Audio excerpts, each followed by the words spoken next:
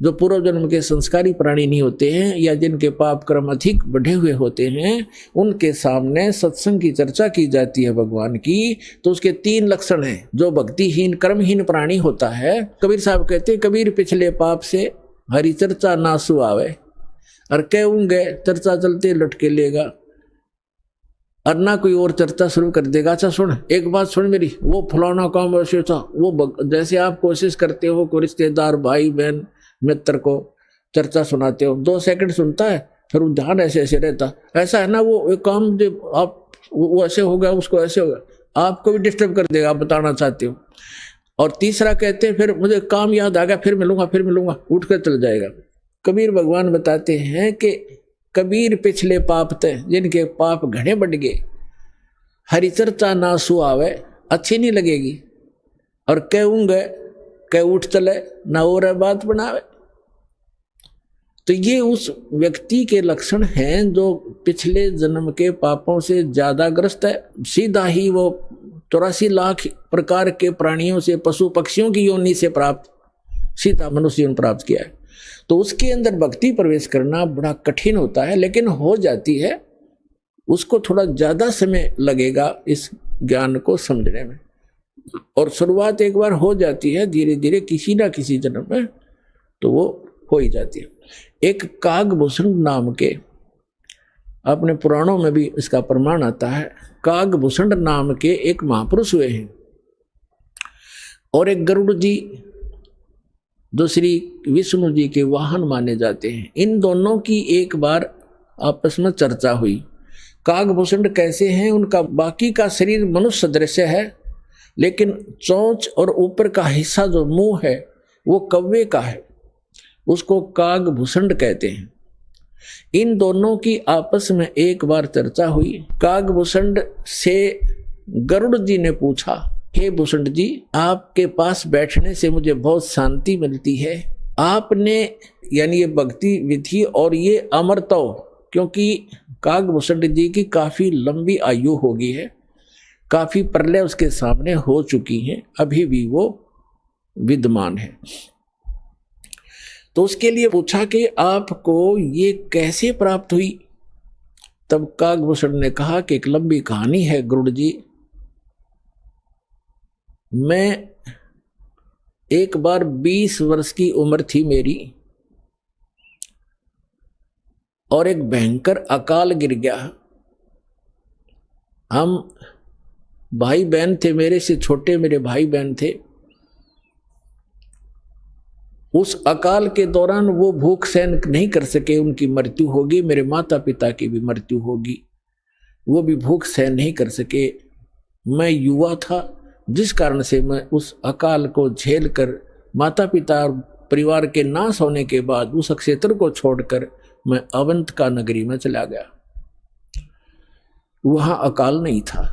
उससे पहले मेरे असंख्य जन्म चले गए, मनुष्य जीवन मैंने बर्बाद कर दिए, कभी मैंने भक्ति नहीं की, क्योंकि वो पिछले जन्म मुझे अब मेरी दिव्य दृष्टि खुल जाने से नजर आ रहे हैं कि पिछले मानव शरीर मैंने कैसे बर्बाद किए थे। तो बता रहा कि पिछले जन्म मैंने बहुत नाश कर दिए, और एक जन्म जो मेरा हुआ, माता पिता मेरे भाई बहन मर गए भूख से तड़प कर। ऐसी खिली फुलवाड़ी थी हमारे घर की, सारे भाई बहन खुशी खुशी रहते थे, और एक वर्ष में ऐसी जुल्म गिर गया, ऐसा कहर टूट गया, हमारा नाश हो गया। मैं सोचने पर विवश हो गया कि ये क्या जीवन है। कल तक हम कैसे खुशी मंगल से रहते थे, प्यार करते थे, कहाँ गए आज मैं टक्कर मार लिया, रो लिया, सारा कुछ कर लिया, वो मिल नहीं रही। ये खाक जीवन है, कहाँ रह रहा हूं मैं। ऐसे करते करते एक मंदिर के अंदर एक पंडित जी भगवान शिव का पुजारी था, मैं वहां चला गया, उसको अपना दुख रोया। दयालु था ब्राह्मण, मुझे सीने से लगाया और कहा, बेटा यहाँ तो ऐसे ही कहर गिरते हैं, आप भक्ति कर लो, स्वर्ग में चले जाओगे, वहां दुख नहीं है। ब्राह्मण को ज्ञान स्वर्ग तक का ही था और कहा बेटा तुम दीक्षा ले, गुरु बनाए बगैर मोक्ष नहीं होता। अब काकभूषण बता रहा है कि मेरे इतने पाप थे, पापी के पिछले जन्म जन्म के कभी भक्ति शुरू नहीं करी थी। मेरे अंदर भक्ति प्रवेश करने में 6 महीने लग गए, लगातार संत के साथ रहने में। अब 6 महीने तक मैं मंदिर में रहा, रोज उनकी कथा सुनता, वचन सुनता, पर नाम लेने की इच्छा कभी मैंने व्यक्त नहीं की। गुरुजी कहते महात्मा जी के बेटा दीक्षा ले ले, मैं कान्ना पे कह टाल जाता, ना हाँ कहता ना कहता। और दीक्षा उसी को प्रफुल्लित होती है जो सब इच्छा से अपनी लगन से प्राप्त करता है। जबरदस्ती दिया हुआ ज्ञान नाम काम नहीं करता है। तो उस पंडित जी ने इसलिए उसको जोर नहीं दिया। 6 महीने के बाद कहता लगातार सत्संग सुनने के बाद मुझ पापी के कुछ पाप नरम हुए और तब मैंने दीक्षा प्राप्त की। दीक्षा प्राप्त करके कुछ दिनों के बाद फिर मेरे अंदर एक बकवाद भागी। जो गुरुजी कथा सुनाया करते हो मुझे भी याद होगी। मैं युवा था, गुरुजी वृद्ध हो गए थे, मेरी आवाज में कसक थी। जितने भी श्रोता थे अब मेरी तरफ आकर्षित हो गए कि और कहने लगे हो आप तो गुरुजी से भी बढ़िया ज्ञान सुनाते हो। अपने आत्मा यहाँ मार खाता प्राणी, इस ज्ञान को सुनकर कोई वक्ता बन बैठेगा, 10 उसके प्रशंसक हो जाएंगे, वो भी अपना नाश जीवन करेगा। अब ज्ञान पुराणों का था, बढ़िया घटिया क्या हो गया इसमें, गुरुजी से बढ़िया सुनाने लग गया हो। तो यहाँ मार खाते श्रोता भी और भक्त भी मार खाते, मान बढ़ाई छा जाती है, सबसे बड़ी दुश्मन है जीव की। एक दिन मैं बैठा था, कथा कर रहा था, श्रोता बैठे थे, गुरुजी आए मंदिर में अपने घर से। मैंने खड़ा होकर सत्कार नहीं किया क्योंकि मैं अपनी बेइज्जती समझूं था कि खड़ा होऊंगा तो सबका अट्रैक्शन इधर गुरुजी की तरफ हो जाएगा। अब मैंने बैठे बैठे दर्शन कर लिए, ऐसे बस थोड़ा सा नाम मात्र सा सिर झुकाया, खड़ा नहीं हुआ मैं। अब गुरुजी तो आए थे अपना लगे पूजा पाठ करने मंदिर में। एक कोने में बैठकर वह आकाशवाणी हुई मंदिर में, कह रहे दुष्ट तूने अपने गुरु का अनादर किया है, तुझे 1 लाख वर्ष के लिए नरक में डालता हूं। भगवान शिव की आकाशवाणी हुई क्योंकि ब्राह्मण शिव का पुजारी था। अब वो आकाशवाणी सुन ली गुरुजी ने। उसने कहा अरे बेटा भूषण, उसका नाम कुछ और था उस समय, बेटा भगवान क्यों नाराज हो गया तेरे से। गुरुजी ने नहीं ध्यान दिया कि इसने मेरा आदर किया या अनादर किया। संत के विषय में एक वाणी कही है गरीबदास साहिब जी ने कि आदर अनादर करो क्यों ना कोई, मम संत शरण जगत जान छोई। अब संत ये नहीं देखते आदर अनादर को, लेकिन शिष्य को हानि घनी हो जाती है जो आदर नहीं करता, नियमित नहीं रहता।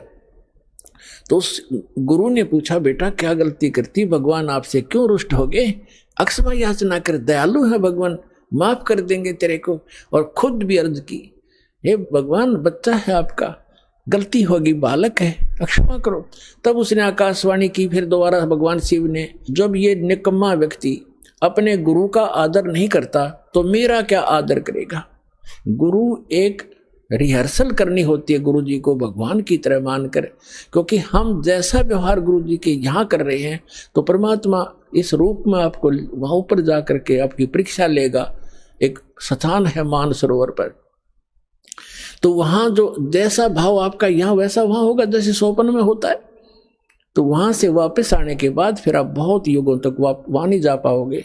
इसलिए एट प्रेजेंट आपने गुरु जी के साथ ऐसा व्यवहार करना चाहिए, ऐसा बोलना चाहिए जैसे हम भगवान से कर रहे हो। तो इस प्रकार ना करने से तब उसने कहा कि इसने आपका अनादर किया, आपका नहीं मेरा अनादर किया, इसको 1 लाख वर्ष तक नरक में डालूंगा। फिर काफी समय तक हाथ जोड़े रहा ब्राह्मण, आपका बच्चा है, बख्श दो दाता, बालक है, गलती होगी, अरे तो भी मांग माफी बच्चे, माफी मांग। लेकिन फिर आकाशवाणी हुई कि मेरा वचन ना खाली जाई, यम के लोग चलो रे भाई। अब काकभूषण कहता है कि मेरी मृत्यु होगी, मैं नरक में डाल दिया गया 1 लाख वर्ष तक। लेकिन थोड़ी बहुत जो कलम चढ़ी थी, थोड़ी बहुत भक्ति प्रारंभ की थी प्राथमिक, उसका लाभ मिला। अगले जन्म में मुझे मनुष्य जीवन मिला, 1 लाख वर्ष नरक भोग गए। मनुष्य जीवन मिला तो मैंने एक लोमस ऋषि के साथ वाद विवाद कर दिया, उसने मुझे श्राप दे दिया, अरे चंडाल तो चंडाल के घर जन्म हो तेरा, वाद विवाद करता है। तो काकभूषण कहता है कि गुरु जी मैंने दुख नहीं माना संत के उस कुवचन का, और उसने श्राप दे दिया। मैंने हाथ जोड़कर ये कहा कि हे महर्षि जी, दास पर गलती बन गई, मैं नीच व्यक्ति हूँ, मैं कर्महीन हूँ, तभी तो ऐसी भाषा में आपके सामने बोल गया, मेरा दुर्भाग्य था।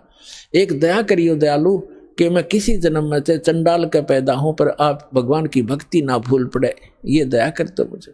तो ये आशीर्वाद दे दिया लोमश ऋषि ने। तो सारी कथा बताता है कि फिर मैं क्या हुआ, एक काग के घर जन्म हुआ मेरा।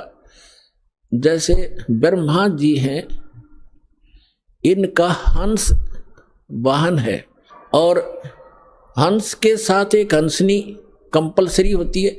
तो ब्रह्मा की जो पत्नी सावित्री है, वो हंसनी जब ऋतु पर आई, यानी गर्भवती होने की स्थिति में आई ऋतु पर, तो काग चंड के पास ले गई, कौवा के देवलोक में। उससे मिलन होने से काग भूषण की उत्पत्ति हुई।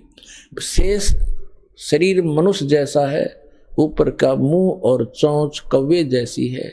तो वो अब उसने फिर क्या मिला, जब वो कागभूषण के रूप में जन्मा, तब कहते हैं मुझे जोगजीत नाम के एक महापुरुष आकर मिले। वो परमात्मा जैसे दास ने आप पूरे सत्संग में ये निर्णय किया कि वो परमात्मा स्वयं आकर अच्छी आत्माओं को यथार्थ ज्ञान देता है। तब उसने बताया कि मुझे जोगजीत नाम के एक संत मिले, जिन्होंने मुझे उस परमात्म तत्व का ज्ञान दिया। उन्होंने मुझे ऐसा मंत्र दिया जिससे मेरी यह स्थिति हुई कि मेरा बहुत युगों तक अमर शरीर होगा। अब कागभूषण की भी मृत्यु होगी, क्योंकि अब ये समय है, इस समय में जब कागभूषण का जन्म होता तो मोक्ष हो सके था। अब जो प्रसंग आज का चल रहा है कि दो प्रकार से मानव शरीर प्राप्त है। आप जो परमात्मा के लिए भटक रहे थे और यहाँ आ गए, आप बहुत पुण्यकर्मी प्राणी हो, पिछले जन्म में भी आप मानव थे, और मानव जैसा स्वभाव है। जहाँ कहते हैं लाइन लगा लो, लाइन लगा लेते हो, जहाँ कहते हैं यहाँ ऐसे बैठ जाओ, वहाँ जाओ, ये करवा लो, तो क्योंकि आप सभ्य हो। और ऐसे व्यक्तियों को शीघ्र ही ज्ञान प्राप्त हो जाता है, शीघ्र ही ढल जाते हैं जैसे संत ढालना चाहता है। आपके मैल घड़े नहीं थे, और जो मैला कपड़ा ज्यादा होता है धोबी को, उसको ज्यादा प्रयत्न करना पड़ता है, साफ वो भी हो जाएगा। तो इस प्रकार स्थिति है। जो दूसरी टाइप के व्यक्ति हैं उनके ऊपर भी रजा होगी, क्योंकि जगह जगह भगवान की चर्चा चल रही है, टीवी चल रहे हैं। एक ही घर में 4 सदस्य हैं, 3 ने नाम ले लिया, एक सुनता भी नहीं, तो वो मनुष्य योनि से आया हुआ प्राणी नहीं है, को पूर्व संस्कार से जुड़ गया। लेकिन धीरे धीरे जब सारे परिवार लग रहा है, परमात्मा की वाणी चलती है, उस पर उस वाणी का भी असर होगा, और आज पूरा विश्व परमात्मा के चरणों में एक बार आएगा और सबका कल्याण होगा, चाहे किसी प्रकार जन्म हुआ हो। बोलो सतगुरुदेव।